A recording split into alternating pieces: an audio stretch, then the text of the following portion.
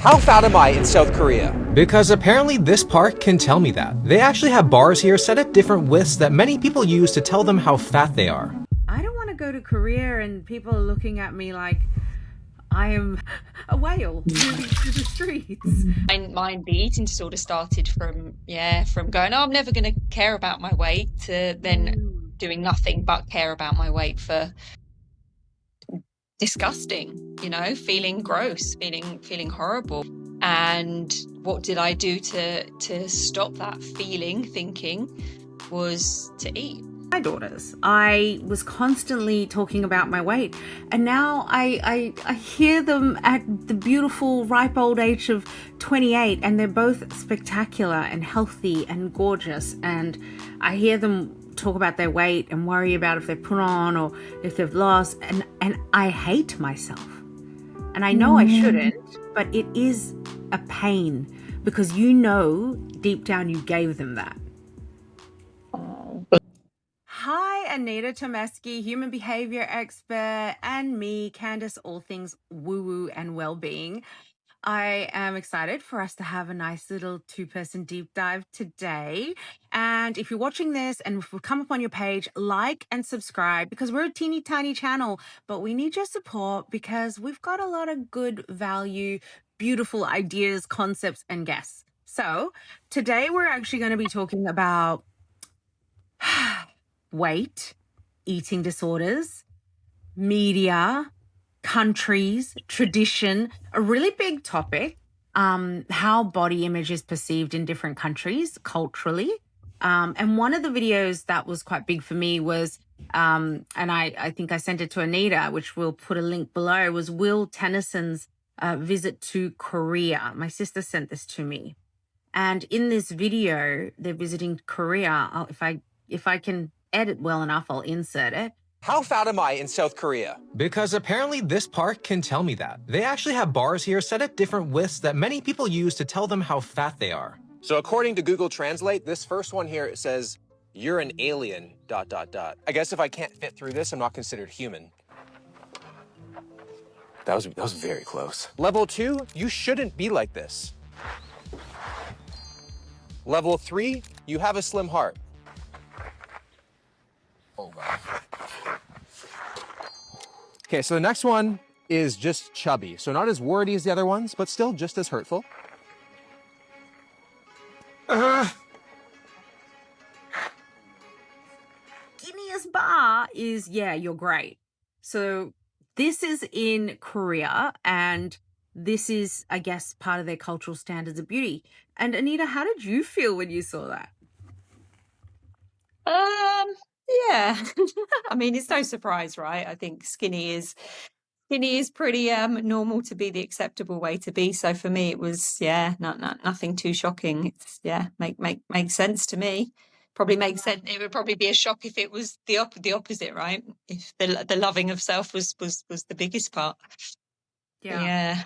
I was still triggered by it because I was like, I want to go to Korea, and then I was like, wait, I don't want to go to Korea and people are looking at me like I am,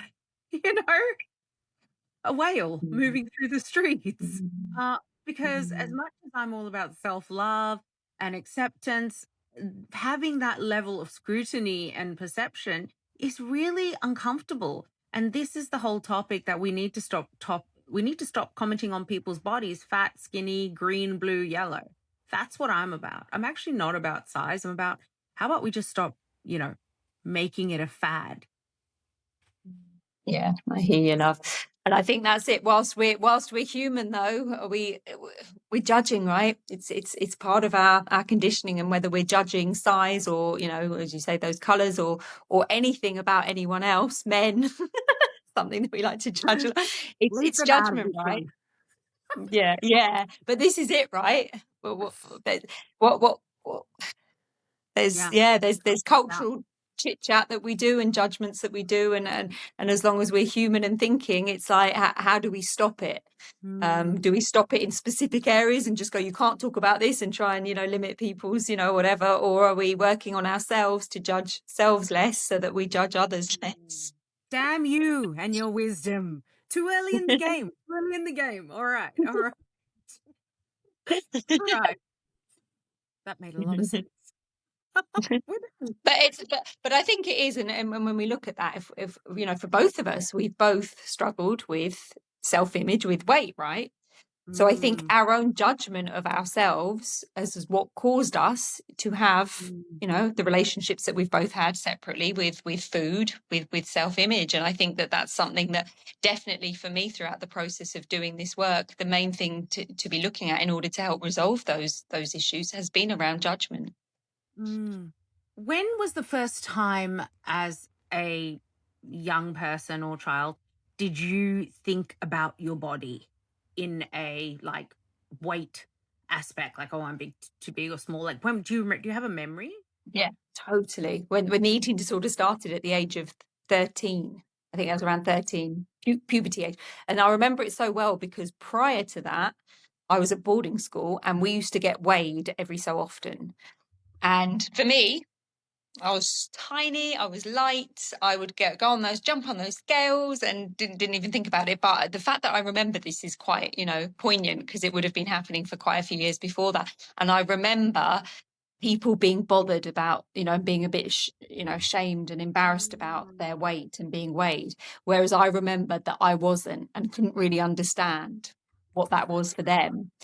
And then I hit 13 around then, puberty age, and I started to develop boobs. And then it seemed like, I don't know whether I started eating more or whether it was just I couldn't get away with eating as much as I was. I started to put on weight. The eating disorder started from going, oh, I'm never going to care about my weight, to then doing nothing but care about my weight for a How long did time. you feel when you put on the weight? Like, what was the feeling? What was the emotion? I mean, I don't recall the specifics of that in terms of when it first started, but I know that the process over however many years, I mean, we're going, 13 plus years till I actually went to see a therapist about it, was disgusting, feeling gross, feeling horrible.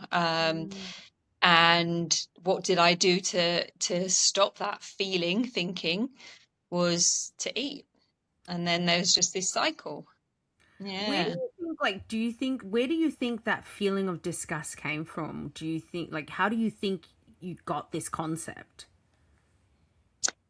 For me, I would definitely say that it would be, I would see within my family, there was, every auntie, mum, whoever it was, everyone, women of my age now, younger, was concerned about their weight and their appearance. And all of my aunt, everyone took care of themselves.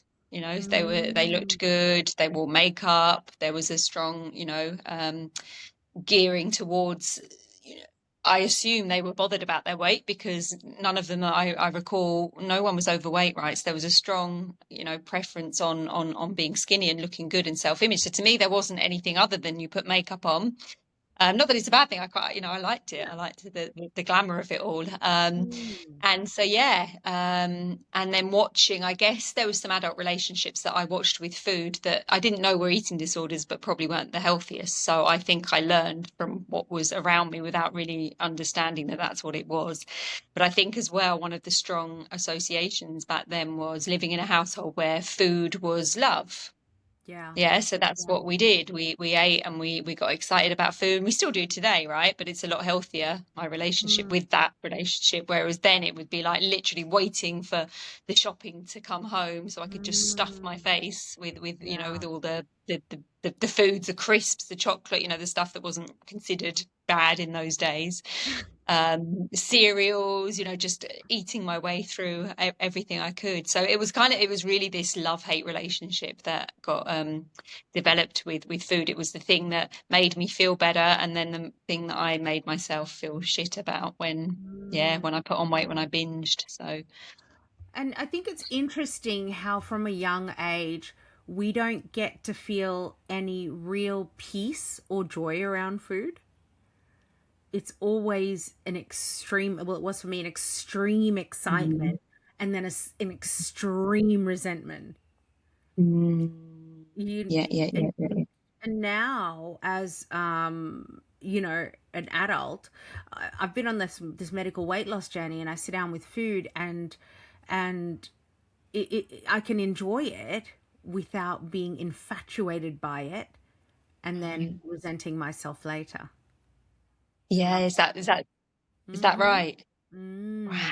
So you Wow. don't have that extreme enjoyment that No. you would have done before. Like Wow. that addictive, um so it's interesting to explain, but when you're on a medical weight loss journey, it helps you look at how compulsion has been such a driver. That compulsion is like that addiction, and it's, for me, it's sugar. I'm like, I still love my sugar. Every time it's that time of month, I have to have chocolate, but I don't go crazy. Like, I bought a pack of Tim Tams today.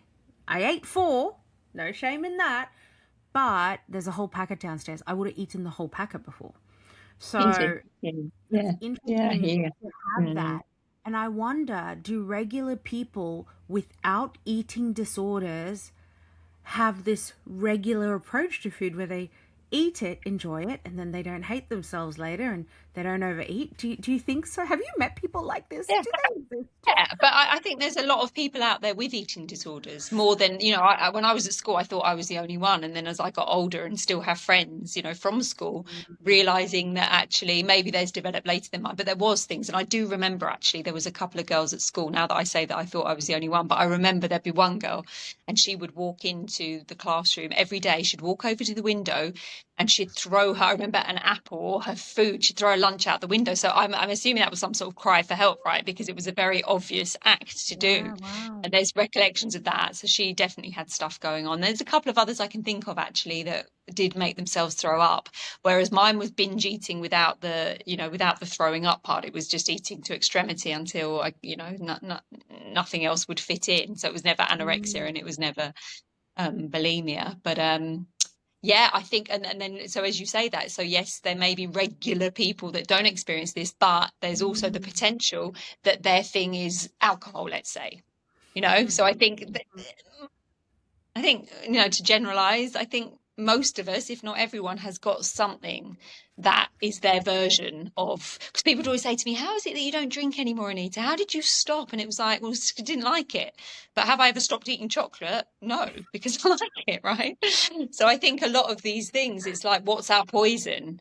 Mine happened to be the one that I grew up around, right? I don't know for you, Yeah, what look, it definitely was yeah. sugar. It's sugar. I come from a long line of diabetics, and it's sugar, and it's definitely, my dad has always struggled with his weight. My mum's sort of been up and down, but she's always tried to exercise, and but she was always talking about her weight. So she was always talking about her weight, and I picked that up. And then my dad was also always talking about my weight. If you come from an Indian family, people are always talking about how fat or skinny you are. If you're too fat, same in mine. Is it just like, Indian or you I don't can't know. win. Yeah. You can't win. Yeah. It's insane. But I did the same with my daughters. I was constantly talking about my weight, and now I hear them at the beautiful ripe old age of 28, and they're both spectacular and healthy and gorgeous. And I hear them talk about their weight and worry about if they've put on or if they've lost, and I hate myself. And I know I shouldn't, but it is a pain because deep down you gave them that. Oh, bless you, love. What do you remember when they were younger then? What would they have seen of you or heard? They would have seen me in the mirror complaining about what I was going to wear and what didn't fit me. I mean, when they were 10 or, even younger, they'd be sitting on my bed when I was getting dressed to go out, and I'd be going through clothes and I'd be like, oh, this doesn't fit. I look huge. And the babysitter would be there and I'd be talking to her, and like, we just, we just, it's very hard to look at your children and see them not struggle. They're not struggling with anything, but it's there. It's an inconvenience, a discomfort for them to think about weight, and know that you gave that to them because your children are born as a blank canvas. Yeah. And it must be, yeah, it must be hard, right? Because I assume back then, and you were so young as well, but I assume back then that people didn't really realize that kids pick stuff up as much as we maybe know a No. bit more now. So you probably wouldn't have ever even thought about it, would you? Do you Yeah. think? Yeah, no, I had Mm. no wisdom. Yeah, I was dumb. Yeah, of course. Yeah. But of course, why Um, would you? No one taught you any different. So why would you even know? yeah, Mm. yeah. But I wonder if our parents feel the same because obviously I learnt it somewhere. You know, I don't think my dad does because he's still making fat jokes and he's fat. Oh, really? Yes. Mm. Yes. Does he He's the make fat jokes culprit. about himself? Yeah, sometimes. You know what? For a fat man, he got a lot of ego. Or a lot of insecurity that's masked in Yeah, confidence, if exactly, that's what we're calling ego. exactly. But Yeah. you know, he's got his money. That his I think his money gives him confidence to have the fat man ego. But yeah, Right. yeah, he is always making jokes, and like I guess because we've grown up with it, we have no, we just don't even react. I mean, but it's sad because our friends that have also grown up at our house that are now older, they've also grown up with it. So Yeah. one day someone's It's gonna have that. interesting that you say that because I remember it being so my younger sister came into the world 13 years after me, half sister. And I remember watching her being raised by my dad and my stepmom, and the amount of times that they would be looking in magazines going, she's fat, she's fat. And I remember I was young then, right? So I mean I was a teenager, right? And I'd already got this eating disorder going. And I remember just being so triggered. And I was like, you can't talk in front of, my sister who's like, a small child, and and then she's repeating it. She's, young, under 10 years old, and she's going through magazines. So we've all three of us definitely got, we've all got it. We've all got the yeah, we all three Yeah, of us got yeah, something around, yeah, the food thing, because you've grown yeah, up with the word fat. Fat was fine to say then. It's not anymore, right? But back then, yeah. they didn't know any different, right? They're saying what they're Mm. saying, and what they heard growing up, and it was never a Exactly, and I yeah, don't think it's malicious. You know, I no, don't think your parents like. Well, I don't think mine were being malicious or harmful. no, Um, as much as my yeah, dad did laugh. Um, yeah, yeah, yeah, yeah, yeah, um, yeah. but I do think also, yeah, then I passed it on, then it's a ripple effect. But also, I remember. Do you remember those magazines and like they'd be like taking pictures of people's cellulite and just worrying my whole life what happens when I get that cellulite. Well, let me tell you, I've got some of that cellulite now, and I still have those flashbacks of those magazines. Yeah, and do you know what I love about that is we moan about social media, but our equivalent was magazines, and people go, "Oh no, it's so different." And it's like, no, it wasn't, because I remember when I was growing up, and I remember older people saying to me, "We were lucky that we didn't have these magazines in your day," and now we say social media, and it's like there's always a problem, there's always a comparison, there's always judgment that started way before any of this Mm, stuff. So we kind of say it's mm. all about social media, and it's like, no, Yeah, comparison started way yeah. before social media. Judgment, comparison, Mm, anxiety, all of it. We developed these, these gifts way before we were on social media, regardless of whether it was, in our day, or whether it's mm, now. So mm. it's And like, I like yeah, that the you just called focus. it gifts because it is gifts. Yeah. You know, it's contrast comparison for learning, for growth. What are we here for otherwise? Exactly, exactly. It's a And I, and learning. I I say it's Yeah. like that kind of thing starts as well. It's like our comparison started not with social media. Our comparison started when we started to compare ourselves to our sisters, to our brothers, to that person at school, to our cousins, our friends. And that's it. Mm, Whenever I'm coaching people and we're talking about comparison, we're going way back, and they will all have an example of some family member, or someone from a friendship group or something, that they were comparing themselves to, and they will dig out memories that were way before people are on iPads these days, oh yeah. Look, or whatever. my Yeah, dad is still doing it. He is a comparison person. yeah, He compares us to our faces. Like he'll be like, "Oh, look at her. Why can't you be like more like her? Or next week it'll be like, oh, why can't you be like more like her? Or then like it's like, I mean, we don't even care anymore, but yeah, it's definitely there. It's the culture of our family. How did Yeah. you like? How did having an eating disorder? I mean, I know that I had an eating disorder, and I didn't probably admit it until I had that last call with you when we did it. Mhm. I think 27 episodes ago or something, Yeah, which was one of our wow. first calls. I mean, I've Yeah. talked about it in counseling, obviously, but just really admitting it, no. So, when was the age, like as you were growing up, how did having an eating disorder affect your teenage years? And how did you realize you had one? Two questions. It consumed me for my teens and my 20s, I would say, up until probably I started getting therapy about 26. I literally thought my whole identity was my weight and I Wow. guess the way that I looked. And I don't know eating. I mean, I don't know when the eating I don't know. It's interesting. I mean, I knew that I knew there was a problem, quite early on, I guess, but I don't remember kind of any defining moments of going, this is an eating disorder. And I think actually now you say that, because binge eating wasn't an eating disorder as bulimia and anorexia were, they were the kind of the choices that you had back then. I think there was a period where I was like, this isn't right, but there's nothing to Mm, diagnose it. But I know that this isn't right. So what is this? And then the binge eating label did come out, years later. But for me, I was consumed by it. I was literally like I remember so many, so many things. But like it would stop me from going out. I remember in my teens just like binging, and then I was meant to be going out on a night out, and staying in because I just felt too fat to put any clothes on.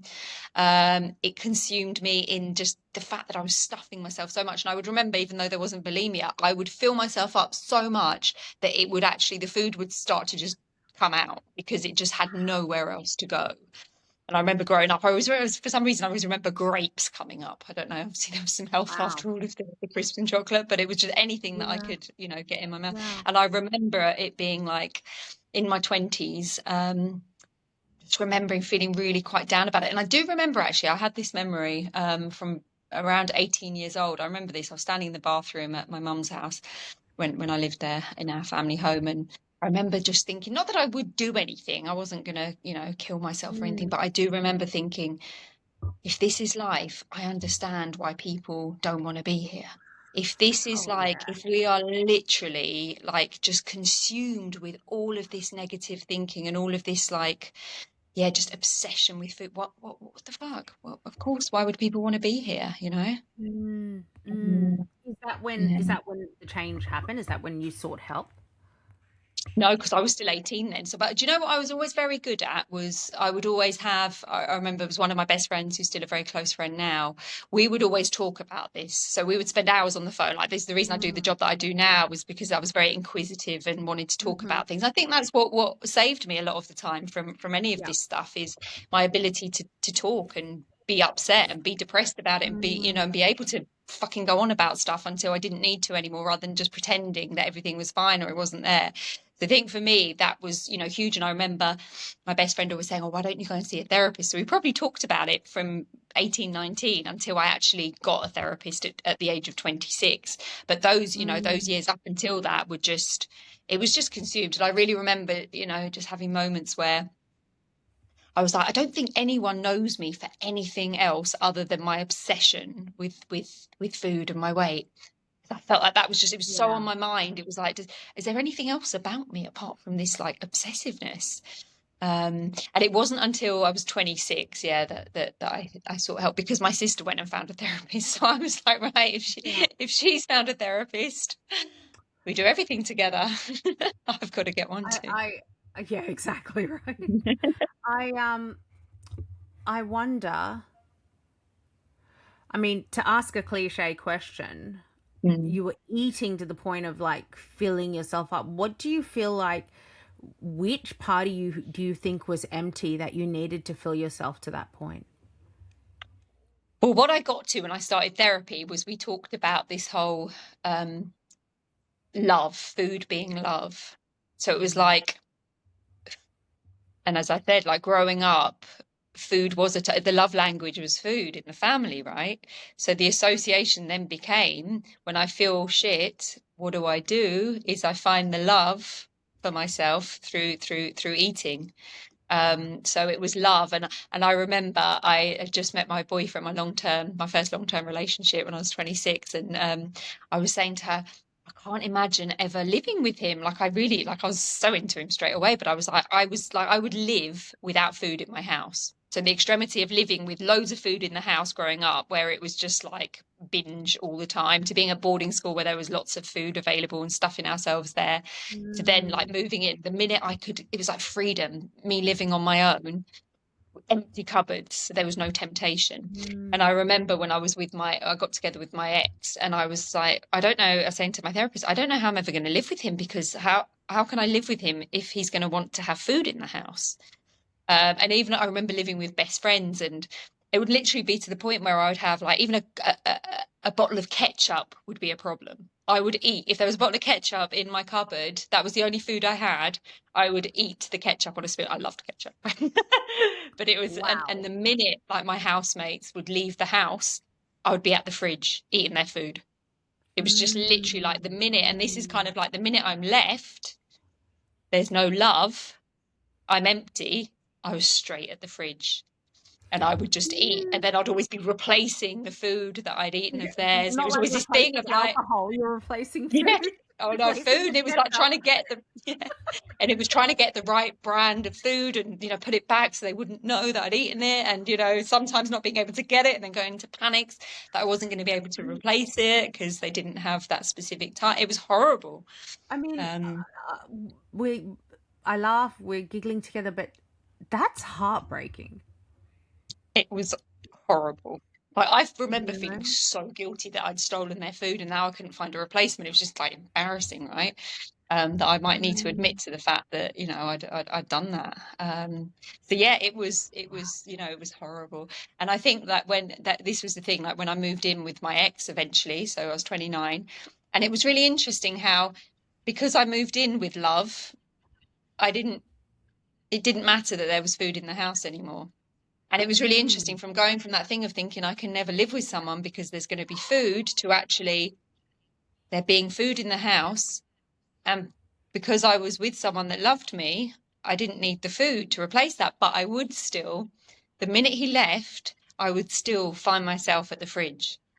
But the difference was now I knew what was going on. I didn't binge. I would go to the fridge a lot of the times and just catch myself in what I was doing, and be able to see that I didn't need to do that. It was such a habit. It was a habit. The door closes, I'm straight at the fridge. Habit. Did the compulsions transfer? For me, they did, and it does. Having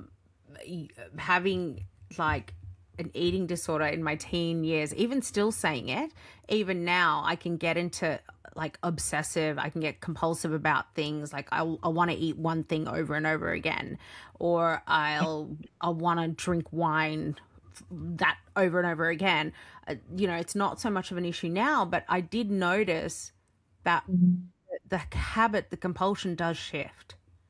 I think for me, even though I smoked for many years, even though I love being on my phone, there's lots of things that I love, but nothing has ever come anywhere close to the food relationship, like ever. So, and even when I say that, even at 29, all of that stuff, I was still working on it. I was still then working on that whole eating thing up until I went, I was in Australia a few years later, and I remember the coach, when I was coaching, having buddy coaching sessions when I was training, there was another big shift, and by that time I would have probably been about 37. And there was another, so it kind of didn't go away, but it improved over the years. And I would say that the coaching really was the thing that really, was the game changer. But as much as, I loved smoking, I gave that up, and it was, I don't like smoking anymore. I hate it. Like really just don't, I've really made that associate. Whereas I don't hate food. you know, and I don't hate chocolate. And Oh, I still yeah. have my moments where I can still go and stuff my face with chocolate. But the difference is now is there's a better relationship with it. So I'm not in a cycle of a spiral of it. I can go and eat a block of chocolate easily. You put chocolate in front of me, I can eat 2 blocks, you know, I can do it. Yeah, easy, I'm the easy, same. Like easy, easy. Yeah. I definitely can still do that. And I mean, for me, it's always been an ongoing battle, and I never felt like I had recovered from anything because I've gone through periods of extreme exercise, you know, eating clean, and then getting to the end of the week, and then on one whole day I would just eat chocolate or ice cream for breakfast, lunch, and dinner after Yeah. training all week, and then I'd get up at 5 a.m. and I'd train again, and then, and you know, because of my body type, it doesn't matter how much I train, I never look shredded. I know I'm strong, but I never look shredded. And until I started this medical weight loss journey, that's when I even though I've done PT and I've done this and that, really started to understand the biology of different body types, and how some body types, even when they're training, even when they're healthy, will never look like other body types.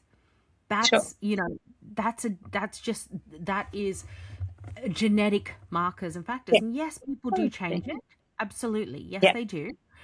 But I don't have to fight so hard to be like that shredded beast, you know, lifting weights. Yeah. Like, I Yeah. don't. I get It it. doesn't mean I'm not strong. And I only Yeah. just realized that recently, still. Yeah. Wow. Wow. Like, So go on. Tell me. So for you, then tell me. So when you were having the counselling, you obviously did know you had an eating disorder when you were doing, yeah, yeah, the look, I've had yeah, counseling on and off for years.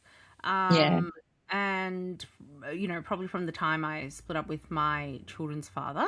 And I was always, you know, bulimic, essentially. right, Like, yeah, you know, but then when I started training, I would just understand how to eat, and I would just like, it's terrible because I would ask my son to go to the shop and buy 2 boxes of ice cream, one for him, one for me, because I would train. I would want to eat a whole box to myself, but then yeah, I would be up at 5 a.m. training. So I've been doing this my whole life. Even yeah, though yeah, I have studied fitness, even though I have been a yoga teacher, even though I have done all these things, even though I have done all of the learning, the wiring somewhere there still wasn't, it was still hardwired, yeah, that those habits, and it's wild, you know. It's hard to explain, and I mean, that's why I go on about medical weight loss so much, because that was the first time I yeah. saw that the habits, the hard wiring, was not just for food, it was for everything. I could get easily addicted to anything. Do you know what I Yeah, mean? right. It's like, Yeah, yeah, when yeah, I want something, I want it with all my heart, yeah, which is amazing, because when it comes to business or getting shit done, awesome. yeah, You know, yeah, yeah, or yeah, making yeah, things happen for myself, no problem.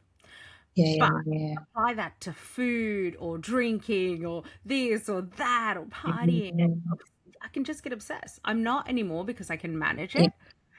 yeah, But the minute there's no, the minute there is a level of instability in me, in regards to my nervous system, in regards to no meditation, in regards to feeling overwhelmed, the habits come.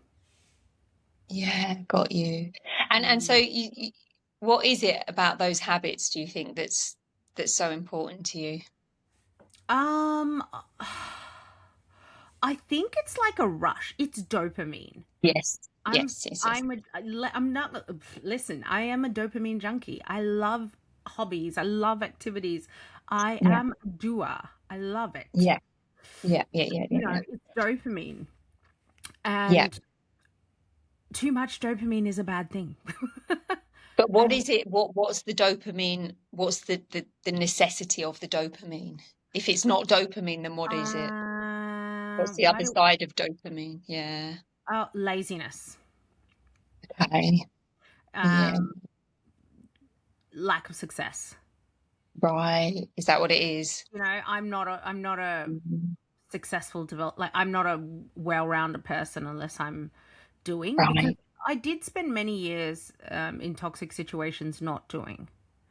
So now Yeah. that I'm this version of me, again, it's just two sides of a coin. We could unpack this for hours. You Yeah. know? Okay, so that is all about the doing to be Mhm. to be a somebody kind of thing. Yes, Yeah. yeah. And So is it, obviously, yeah, go on. no, I mean, I was going to say that if this is why yoga and meditation for me is so primary, because it stops me, it brings me back to the not doing and to the being. Yeah. So Like, what's the key difference then? Because this is going to come back to the same shit for all of us, it right? probably is. The Yeah. key difference, what do you mean? What's the key component that makes a difference? So if you're not meditating, if you're not in dopamine, if you're not doing and you're not succeeding, what is happening internally instead? Madness. Yeah, but what's the madness? How do you know it's madness? Because it's so busy. It's the, oh, I should go do this. No, but I should do that. And then I'll do that. Oh, no, but if I don't do that, but if I do that, I need to do that. But So if I if do you that, weren't I won't saying have that, time. Yeah. yeah, so if you weren't saying all of those things, what would you be saying? Um, I'm uncomfortable. Yeah, yeah, Yeah. Yeah. yeah. So self-talk, right? It's what it comes down to for all of us. So when we Mm, meditate, we're no longer self-talking. When we're doing, we're distracted from our self-talk. So what mm. do we need? And I know, like for me, what did I need the food? Just shut myself up, shove the food in, and then I get a moment of, even if it's just a second of my voice in my head, shutting the fuck up as I enjoy the sensations of what's present. So true. It's Yeah. so So true. we're never addicted to anything other than trying to escape our own mind. Yeah, Oh, because we were, yeah, repeat that. We're never addicted to anything other than trying to escape our own mind. yeah, Damn, girl. yeah, That yeah, one yeah, loves and repeat it. yeah, and because if we look at it, it goes to, as human beings, we have an addiction to thinking. Yeah, we think we have an addiction to feeling, which we do as well, but often the feelings come from the thinkings. Yeah, even though we can feel things, the prolonged, meta-stated kind of hyped up feelings are in place because we keep feeding them with our thinkings. So it's like if we weren't to feel and we weren't to think, then who are we? Mm, What is this? But then we're on the highs and lows of the good and bad of the thinkings, mm. and the majority, they say is negative. It's negative thinking, and then we're trying to balance it out with a bit of positivity, but the negativity kind of rules the show. So yeah. So, if someone is struggling with an eating disorder and overthinking, Lord knows I struggle with overthinking in general. Um, Mhm. what what is your what is three things you can tell them they can start doing to create more peace or a shift? Well, I think it's like with all of this stuff, it's understanding ourselves, right? So it's getting a sense of understanding, and that was definitely true for me. If I didn't, do the work that I'd, done with the professionals, then I would never have known that food was love. And then ultimately, and when the coaching work started, it was the ultimate was it's judgment. It's actually Mm, judgment that I'm mm, trying to shush. It's that voice mm. in the head that I'm trying to shush more than anything. So it's, yeah, seeking help from whoever, that it is that helps you to start to get that awareness. So yeah, get some help.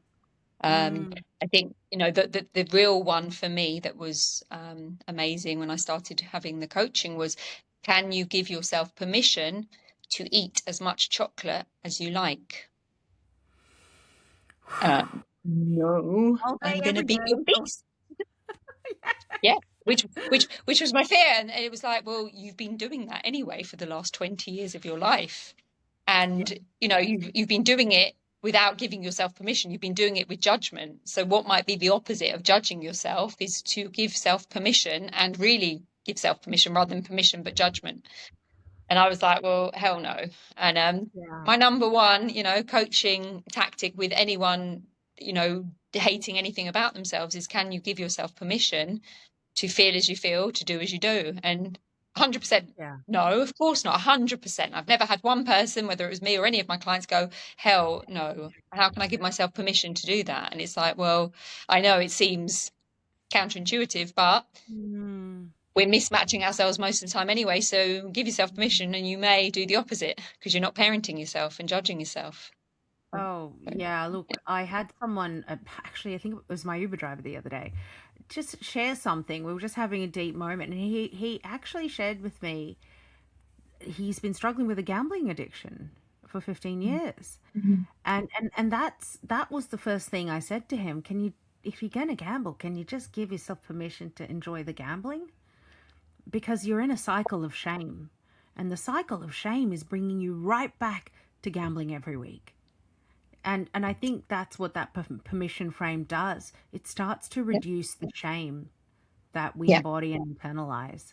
You know, and for me, if anyone's watching and struggling with anything that's addictive or a compulsion or whatever you have framed it as, what changed for me is every time I was about to have this experience or go into this compulsive behavior, I started, thanks to coaching, being able to step outside. So looking at it, not looking as it. Do not look at your behavior as yourself. Look at it outside yourself. And the minute I did that, I could analyze what was happening for myself and go, well, oh, hold on a second. I'm feeling stressed about something else. Maybe I should go and talk to that person. Love it. So good. Objectivity. Yes. Yes. Yeah. So definitely look, don't look as it, look outside of it. Continue, Anita. No, I love that. There's something really big as well in you know, when you asked about the overthinking part as well, and it's there for a reason. So understand why you're doing it rather than try, because what we do is we try and resist it, and we shouldn't do it, we're going to stop it, but it doesn't go away, right? So it's asking ourselves, what's the positive intention in the overthinking? And people again say, no, there's nothing positive. Same as what you know, what I said when I first said it. But the outcome may not be positive in terms of how much we're overthinking all the rest of it and what it's doing to us, but we wouldn't be doing it in the moment if it wasn't serving a purpose. So it's to be able to go, okay, what's happening right now? Why am I overthinking this situation? And often we can get to things like, okay, if rather than just judging it and going, well, it's not serving a purpose at all, we could sit there and go, well, I'm overthinking it in order to run all the worst case scenarios that may be playing out so that I can prepare myself for every eventuality. There's some comfort in thinking. If I'm not thinking, I'm sitting here in silence, and that's just unheard. That's unnatural. So it's really about, you know, see why it's there. It's kind of like we came here to think. You know, if we want to get a bit spiritual with this, it's like, in theory, we ain't thinking, and we've come into this human body, and at a few months old, however long, we now have the ability to think and to feel. So we are here, in theory, if we want to believe this, to have an experience of something, because when we're not here anymore, there's no thinking or feeling available, in theory. So we are here for that. And that's what I always, you know, come back to with this. It's like, we came here to suffer. We came here to maybe learn to suffer less. Yeah, why might we be here? And, you know, watching lots of people that have, you know, as we talked about a lot, these near-death experiences, that, you know, there's this thing of let's come down, let's come to earth and experience what it is to be human, which is to think. That is so, you know, true. To be human is to think. To be human is to think. That is like, it's actually so nice to say it instead of resisting it. Like, oh, I'm an overthinker. I'm going to overthink. Everyone's like, I'm an overthinker. I'm got anxiety. To be human is to think. And I think what you said, we do come here to suffer, but I really do believe we come here also to experience like bliss and joy. You know, like... And I think we will often come to this because of our personality type. So you always go positive, and I'll go to So for me, it's not to say, like, it's again to say we are here to potentially suffer and to work out how to not suffer, how to experience the bliss that we were before we came in. So it's not to just, people can misunderstand that, but it's like, we've come here for an experience, and it's, full spectrum. Full spectrum. Like, it's not one or the other. It's a full fucking spectrum. How exciting. Don't take it so seriously. It's going to suck sometimes. It's going to suck balls. And other times it's going to feel like rainbows and lollipops, right? And sometimes it'll just be peace. Which I know you were about to get to. Wow. Any final thoughts? So how are you feeling about your eating? Can I just ask one more question? Because I'm so nosy. I can ask you questions for days. This is the problem. I'm just in my bed moving my laptop around. Sorry, people who are watching. If like, how are you feeling about where you are with your eating disorder? And is it a past thing? Do you feel like it's gone? Yeah, I feel good about it. I always, this is the thing that I reflect on a lot, is if you put me in a house and you piled it with chocolate and you locked me in that house, what would I do? That would be the real test of it, because it's like you could pile that house with alcohol and I ain't touching it. I got absolutely no interest. Cigarettes, absolutely, in fact, get them away because they stink. So there's just no temptation in that. But yeah, what would I do with that? So in terms of my day to day and, the way that I live now, I mean, yeah, great. It's like I was thinking about this today. In the last 4 and a bit months, I have gone and bought normal chocolate, because I like a lot of the health bars and things like that, which are quite filling, and then I could probably binge on them, but they're not there. They're quite heavy. But I've the more empty calorie chocolate, which I could just, have loads of. I was thinking in the last 4 months, I've been to a shop that sells kind of normally chocolate 3 times, and I've bought, not even a lot really. I mean, it's nothing that touched the sides. And I've sat there and I've eaten some chocolate, and it's just done. Like, and this is the difference. The main difference for me in the last 10 years, whatever it is there's no thinking or remembering the next day what had been eaten the day before. Whereas in the past, binge, wake up the next day, judge, end of the world, a lot of self-talk. But the difference for me is in the last 10 years, the judgment, the voice of judgment has gone around that. I mean, I'm not saying completely gone. There might be times where it's suddenly, there has been a thing of maybe going, oh, does that mean I'm going to do it again? There's been, there can be times of that slightly, but it hasn't eventuated into anything other than the habit of that self-talk. But yeah, it's just totally different. And I think that this is the thing, that when I was in my 20s, to know that this was how I was going to be, in my 30s, 40s, I would have given anything to have this now. And I say this from a weight perspective as well, because we didn't actually even talk about the weight thing, like the weight fluctuation. It'd be about 10 pounds. It wasn't huge, but for me, it was, it was quick enough losing it and putting it on that it was a problem, right? But if you would have told me that I could be this weight that I am now, without any control, without any force, and it was just natural to be like this, I would have just never have believed you when I was, in my 20s, to not have that food noise like I had then, where I was so consumed. Like I remember I got to a point where someone was interviewing me on this a few years ago, and this was the thing of me going, it's really interesting now you asked me those questions, because I've now realised, as you asked me that, how consumed I was by it. It's like I forgot, because it just becomes so normal to not be consumed by it anymore. But it was kind of that reminder. She said it, I was like, oh my God, in my 20s, I would have killed to have looked like this without any force, to have, been able to eat like this. And so it's huge. It's huge changes. And I think that's, if there's anyone out there watching that thinks there's no hope in any addiction, because it's as bad as, people having, it was as bad for me as someone having a drug addiction. I may not kind of take it seriously now because it was so long ago, but it was horrendous. It was severe, Do you, if you put on weight now, how does that affect you? I don't like it. Okay. Yeah. Yeah, I don't like it. And I don't tend to really put on. If I'm feeling like there's a little bit put on, I will, next day, I will eat very healthily or whatever and just get myself back. Because if I put it on, it means I have little periods where I'm eating maybe one of these health treats every night, which has probably got quite a lot of calories, then going to bed not really moving. And there'll be periods where I'm like, oh, I feel like I put on a little bit of weight. I've been eating a lot of those treats, so then I won't eat the treats, let's say. So I'll do something different because I don't like it. I like, Do I you like being a think, certain way, and like, you know, liking to be a certain weight and not liking putting on a little bit of weight here and there is still a little bit of unresolved stuff? sure, but also I'm probably not fueling my body in a great way either. So it's the both sides. It's that reminder of going, okay.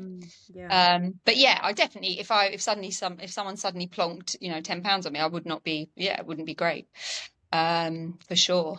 So yeah, there's Yeah. definitely Wow. Thank you for sharing that. Yeah, that's really yeah, honest, actually. yeah, Super honest. yeah, I definitely yeah. feel that I'm still on the journey with my weight. I mean, I have lost weight now. I put on so much when I hit my mid 40s, and obviously being on this medical weight loss journey has been super helpful.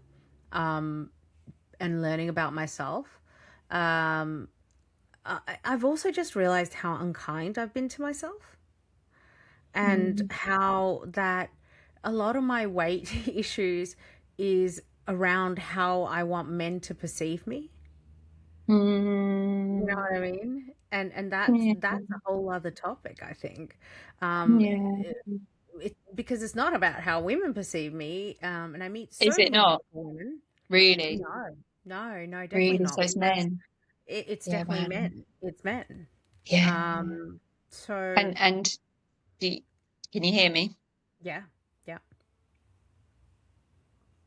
Hello?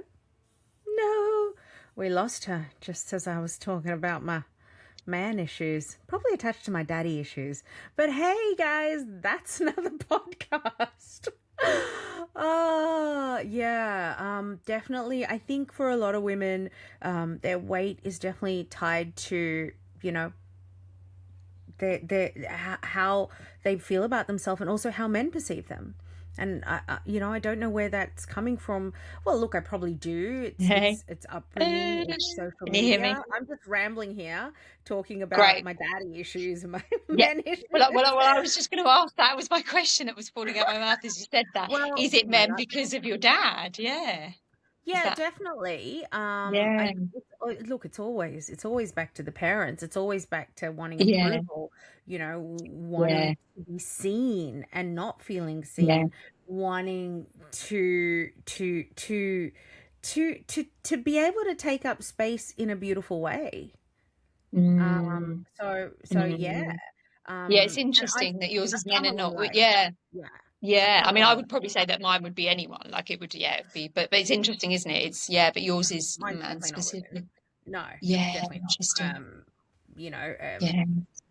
I find female relationships, women being around with safe. It's not scary. Yeah. Cool. Yes. That makes sense.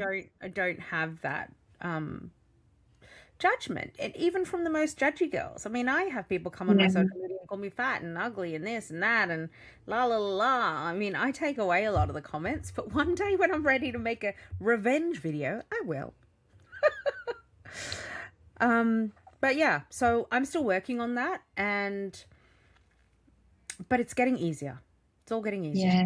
And Yeah. it's Yeah. so Yeah. good Yeah. to be Yeah. alive, even when it's Yeah. all a fucking mess. Even Yeah. when it's beautiful. It's good. You know what I Yeah. mean? What's your so with you right now, with where you're at, with the treatments and all the rest of it, how are you? Like how are you feeling? I feel great. Went through a bout of injuries and stuff, and I had stopped the treatment, and thank God I got back on it because it helped my inflammation. And yeah, I feel great. I actually feel like I'm moving into the best chapter of my life. I have never been more sure of myself ever. And, Yeah, awesome. technically speaking, I'm living at my sister's. But about to do what? About to travel, but about to embark on Yeah. travel, Yeah. I feel so happy and free and joyful and hopeful. So I feel good. Yes. And I feel like I can trust my body to go on this travel journey. So that's really nice. Yeah. Do you ever get, because I remember one thing for me when I was, my earlier days was always when I was going on holidays and things like that, going away, was around food and am I going to be able to get the right foods and Yes. just that. Yeah, I Yeah. do. For me, whenever I'm in Bali or Thailand, I lose weight. Yeah. Not because Yeah. I've been pretty lucky with Bali belly and stuff, but even then, but also because I think I eat more vegetarian. I eat like Yeah. really, I try to eat good local foods. Mm, It's hot. Um, yeah. Yeah. it's Yeah. Yeah. I'm generally doing a shitload more yoga. I don't know. I honestly don't know what happens, but the minute I go overseas, the weight drops off. Yeah. And Yeah. initially when I first go overseas, the first thing I'm thinking is bloody hell, Bali is full of these fit, hot, young influencers. That is all I need because I am a chubby, more mature content creator. Yeah. But look, I'm bringing sexy back. But it's like I still think, oh man, gonna go to some pool parties. It's okay, okay. There I is tell that you, any of the anxiety. things that I go to are not full of young, like people our age that look after themselves and, That's but what they're, they just say. as, Okay, yeah, okay. I mean, You know, um, we are, yeah. I mean, that I does personally come don't hang up. out in those places because No. I did that 10 years ago or more. Yes. Look, So, of course, yeah, I don't hang out in those places, but I probably will go to watch a nice sunset, or you know what I mean. Like, yeah, I yeah, haven't been back in a while, so it's not a regular thing. All my people are bloody doing yoga. yeah. So, but there's still, I always feel like the fattest girl in the room, whether I'm the yoga teacher or the student. And Mm, that's hard because 10 years ago when I started, I was made very aware of that by yoga studios and by places not wanting to hire me. So wow. I've worked through that and I've taught everywhere and this is normally just the anxieties I get before I go somewhere. The minute I'm there, I don't give a shit. I don't care. Yeah, I think my ass is fat and my arms are flabby because I'm gonna just really enjoy myself.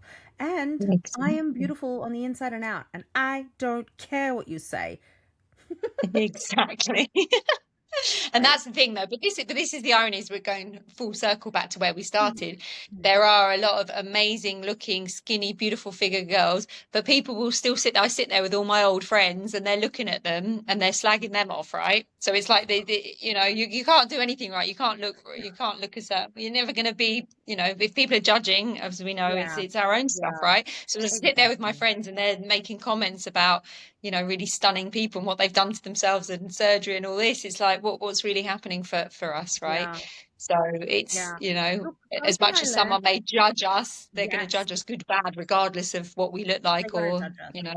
yeah, yeah. Something I learned a long time ago, and I think it was when I had started doing yoga. I realized something I learned was that when I feel the pangs of insecurity or jealousy start, when I see a beautiful girl and I'm jealous or whatever, or insecure, I do this thing where I make it my Mm. point to go up and tell her I think she's really beautiful, or to make a connection with her, or to just be really fucking friendly. I love that. Do you know, that's a very type Yeah. 3 trait. Yeah, Very type and 3 that's trait. how I So got better with interesting. my insecurity. That I I love tell you that. what, I started this 10 years ago, and that is how I started to shift all my bullshit. So now when I feel like Why do you do so? Yeah, but why? What do you get when you speak to them? Tell me I what's. just it stops me from just thinking about, well, this is that they've got abs, like they become a person, Mm. and Got you. that person Yeah, is more beautiful to experience than just what I perceive them yeah. as. And I I love hope that you that say that. they I love see that. that in Yeah, me. yeah, I love that because I have a client who we did some work around this where she was very judgmental of herself and what she looked like. She'd look at all these pretty blonde girls and assume that they were in happy relationships when she was single and all the rest of it. And I said, look, I know people don't like to hear this, but most people are suffering something, right? the more you can know that and know it's not just you, and they may be suffering exactly the same stuff as you. They may be single, the people you're looking at. They may have had loads of men treat them like absolute shit, regardless of what they look like. And from there, she started doing the same thing, and she would go and speak to, or she'd speak to someone that she really held on a pedestal with some sort, and found out about them, and then they became the human. And she was the one that ended up meeting someone, getting engaged very quickly, and it was all beautiful. It was her that actually, raced down the line to that. And honestly, I think it's such a like, if you're struggling with feeling insecure, going places and standing out, I've stood out my whole friggin' life, and I think that's one of the most powerful things. And like, even just a smile, it just opens the door to so much like warmth and humanness between people. It's really interesting. I love that you've shared that and why you do that, because I've watched that a lot with, let's say, type 3s on the Enneagram. For those that don't know, it's the achiever performer types that are usually beautiful and stunning and all the rest of it. And I've seen that from a lot of type 3 girls. They come up and they're really friendly, and also wondering what is that about them. And maybe I always wonder whether maybe it's because people assume that they're stuck up because they look a certain way. Maybe they're friendly to show that they're a human, or maybe it's exactly what you're saying, in the same way. They may have really low self-worth, whereas other people are going to look at you, Candice, and be like, she's amazing. Like, you're giving this, but what people see of you, you're so beautiful, and you've got a beautiful body and all the rest of it. And that's how people will see you. There'll be so many people that look at you like that, but that's not you. And it's the same as, those other girls. It's like, why are they talking to me? Why have they come up? And it may be that they don't see themselves either as the beauty that they have. So. Exactly. Like, it's and you know what? If you think someone's beautiful and intelligent and lovely, and then go bloody speak to them, or be around them, or if you want to have the connection, make the connection. I'm not saying you got to be everyone's best friend, but I'm saying that I think there's a lot more opportunities for warmth, openness, and connection, even when we're scared, insecure, and feeling shit. Yeah, absolutely. Yeah, love that. Yeah. Amazing. Oh my God, we could go for hours, Anita. We could, and we will. See you next week. Yeah, exactly. If you watched us ramble, Anita's a human behavior expert. I am yoga, well-being, neurosemantics as well. Just like, we have so much experience, I'll say, behind us, and life. And we have so many amazing guests on as well. And we're growing. We're tiny, but we're mighty. So please like and subscribe. Support the smaller channels, because we're just like you. Thank you so much, Anita. Thank you. Thanks, love. Love you. Bye. Love you. Bye.